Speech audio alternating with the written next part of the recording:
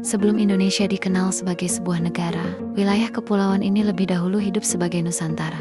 Sebuah ruang geografis luas yang dihuni oleh masyarakat dengan latar belakang budaya, bahasa, dan kepercayaan yang berbeda-beda. Hidup terpisah oleh laut, namun perlahan terhubung melalui jalur pelayaran dan perdagangan. Hingga pada tahun 1293, di Jawa Timur berdiri sebuah kerajaan bernama Majapahit setelah runtuhnya Singasari. Sebuah kerajaan yang pada awalnya tidak lebih dari kekuatan regional, namun perlahan menumbuhkan gagasan besar tentang persatuan wilayah-wilayah yang selama ini terpisah.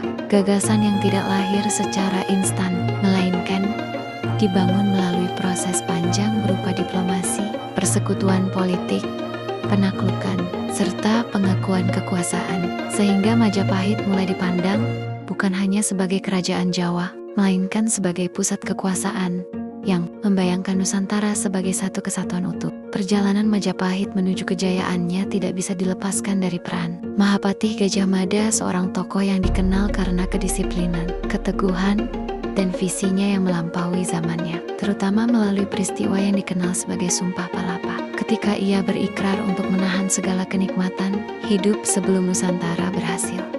Sebuah sumpah yang bukan sekadar janji pribadi, tetapi menjelma sebagai ideologi politik kerajaan yang kemudian dijalankan secara sistematis melalui ekspansi pengaruh Majapahit ke berbagai wilayah di luar Jawa. Hingga pada masa pemerintahan Raja Hayam Wuruk, Majapahit mencapai puncak kejayaannya, berkembang bukan hanya sebagai kekuatan militer, tetapi juga sebagai pusat pemerintahan, kebudayaan, hukum, dan perdagangan yang disegani di seluruh Nusantara. Namun, kejayaan sebesar apapun tidak pernah lepas dari ujian waktu. Dan setelah wafatnya tokoh-tokoh pemersatu seperti Gajah Mada dan Hayam Wuruk, Majapahit mulai kehilangan arah, kepemimpinan melemah, konflik internal semakin memuat, hingga memuncak dalam perang Paregrek yang memperlihatkan bagaimana perebutan kekuasaan mampu meruntuhkan persatuan dari dalam. Sementara di luar Istana Dunia sedang berubah dengan cepat. Jalur perdagangan maritim semakin dominan. Pusat kekuatan bergeser ke wilayah pesisir, dan kerajaan-kerajaan baru yang lebih adaptif mulai tumbuh, menyebabkan Majapahit perlahan tertinggal, runtuh tanpa satu peristiwa kejatuhan yang pasti. Namun, tetap meninggalkan warisan gagasan tentang persatuan dalam keberagaman yang dirumuskan oleh Empu Tantular melalui ungkapan Bhinneka Tunggal Ika, sebuah pemikiran yang kelak menjadi fondasi penting bagi lahirnya Indonesia. Pada masa kejayaannya, Majapahit bukan hanya mengandalkan kekuatan saja,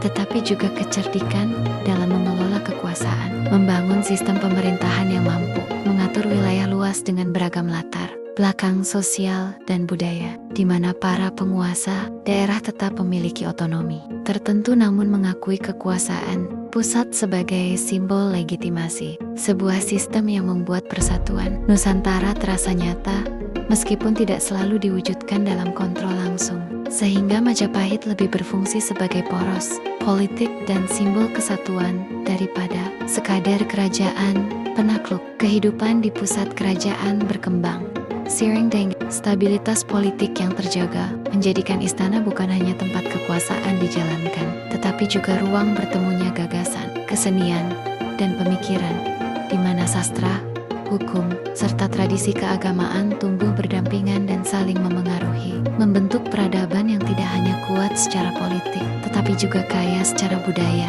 dan intelektual. Karya-karya sastra pada masa itu tidak sekadar berfungsi sebagai hiburan, melainkan juga sebagai sarana penanaman nilai, legitimasi kekuasaan, dan refleksi tentang kehidupan, memperlihatkan bagaimana Majapahit memahami kekuatan kata dan simbol dalam menjaga stabilitas sosial, serta menjadikan kebudayaan sebagai alat pemersatu di tengah keberagaman wilayah yang berada dalam pengaruhnya. Namun, di balik kemegahan dan keteraturan tersebut, Majapahit tetap bergantung pada keseimbangan yang rapuh, keseimbangan antara pusat dan daerah, antara kepentingan elit dan rakyat, serta antara tradisi lama dan tuntutan zaman yang terus berubah. sebuah keseimbangan yang akan diuji ketika figur-figur pemersatu tidak lagi hadir untuk menjaga arah kekuasaan. Ketika kepemimpinan mulai kehilangan kejelasan, perbedaan kepentingan di dalam istana semakin mencuat ke permukaan, memperlihatkan bahwa